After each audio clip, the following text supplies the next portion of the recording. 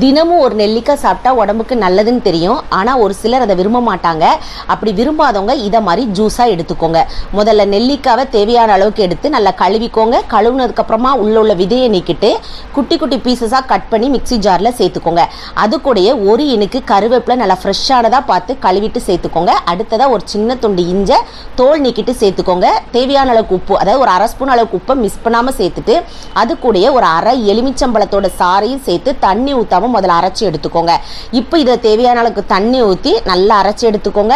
இப்போ இதை நம்ம வடிகட்டி எடுத்துக்கிடலாம். வடிகட்டினதுக்கு அப்புறமா இதில் நம்ம தேவையான அளவுக்கு தண்ணி சேர்த்துக்கிடலாம். உப்பு சேர்த்துருக்குறோம், அரை எலுமிச்சப்பழ சாறு சேர்த்துருக்குறோம், நெல்லிக்காய் சேர்த்துருக்கோம். அதனால் தாராளமாக நம்ம தண்ணி சேர்த்துக்கிடலாம்.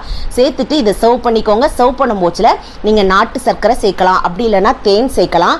இது இந்த வெயில் நேரத்தில் ரொம்பவே எனர்ஜி தரக்கூடிய ஒரு ட்ரிங்க்னே சொல்லலாம். மிஸ் பண்ணாமல் கண்டிப்பாக இதே மாதிரி செஞ்சு பாருங்கள். உடம்புக்கு ரொம்ப நல்லது. அப்படியே சேனலை சப்ஸ்கிரைப் பண்ணிடுங்க.